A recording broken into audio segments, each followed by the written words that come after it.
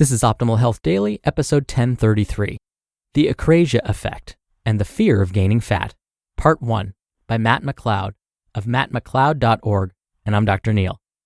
Welcome back to another edition of Optimal Health Daily, or welcome for the first time if you're new here. This is the podcast where I act as your very own personal narrator and read to you from some of the most popular health and fitness blogs online.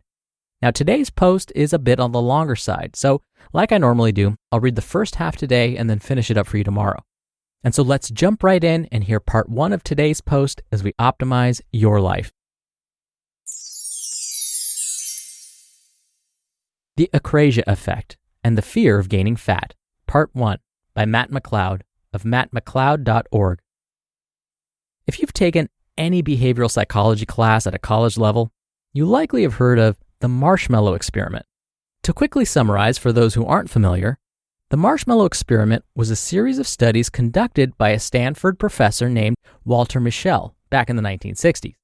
Mischel and his team tested hundreds of children around the ages of 4 and 5 to better understand self-control and the ability to delay gratification under difficult and frustrating circumstances early on in life, and how these responses can better predict long-term developmental outcomes. The Marshmallow Experiment setup. The researchers brought each child into a private room by themselves and sat them down in a chair. The researcher then placed a marshmallow on a plate in front of the child, and the instructions were very straightforward. The researcher told the child they were going to leave the room. If the child did not eat the marshmallow by the time the researcher came back into the room, they would reward the child with another marshmallow. So they would have 2 to eat instead of 1. If the child had eaten the first marshmallow by the time they came back, the child would not receive a second one.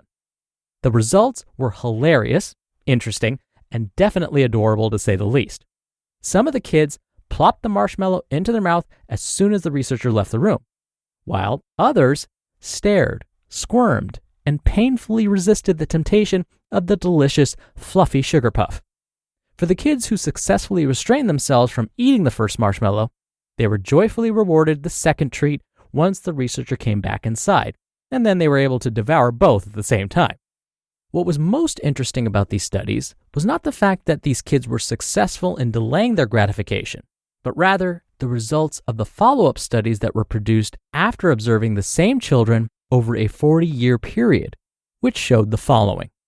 Quote, "The children who were willing to delay gratification and waited to receive the second marshmallow ended up having higher SAT scores, lower levels of substance abuse, lower likelihood of obesity, better responses to stress, better social skills as reported by their parents, and generally better scores in a range of other life measures."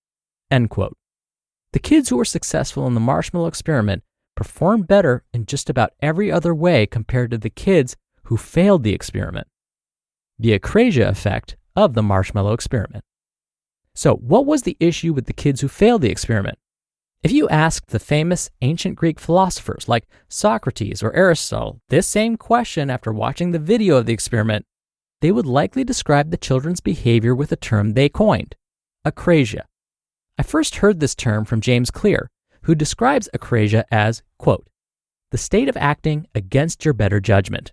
It is when you do one thing, even though you know you should do something else." Loosely translated, you could say that akrasia is procrastination or a lack of self-control. Akrasia is what prevents you from following through on what you set out to do.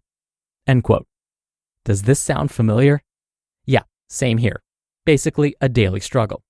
As a fitness coach, this struggle is probably the most prevalent when my clients are trying to diet down and lose body fat. On the flip side, it's also really common for my clients who are trying to gain muscle and fear eating more food than putting on undesired body fat as a result.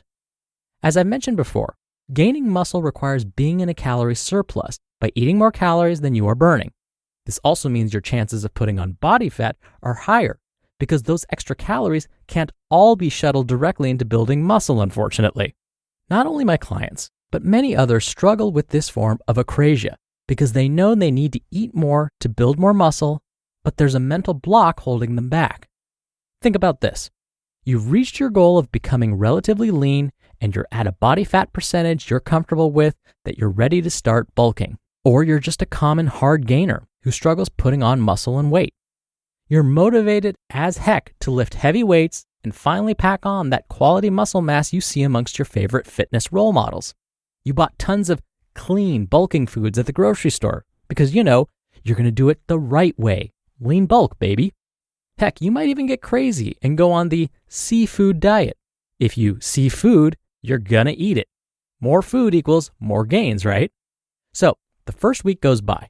You've been strong as an ox in the gym, pumps are feeling amazing, and you're noticing your t-shirts or jeans are fitting a little tighter than they were before. To be continued. You just listened to part 1 of the post titled The Akrasia Effect and the Fear of Gaining Fat by Matt McLeod of mattmcleod.org. Dr. Neil here for my commentary. It still amazes me when I read a post on this show and it just so happens to discuss a concept that I encountered recently in my own life. Here's what happened this time. I happened to be listening to an Audible book titled Grit by Dr. Angela Duckworth. And in one of the chapters, she discussed the very same Marshmallow Experiment that Matt mentioned at the beginning of his post. By the way, if you ever feel like you're struggling finding the motivation to stay on a task, or if you've ever wondered how to find fulfillment in your job or at school, this is a great book. And no, I do not receive any compensation, financial or otherwise, by mentioning this book. It's just so perfect for what Matt was talking about, I had to mention it. Now, I always wondered how I would have performed as a kid in this experiment.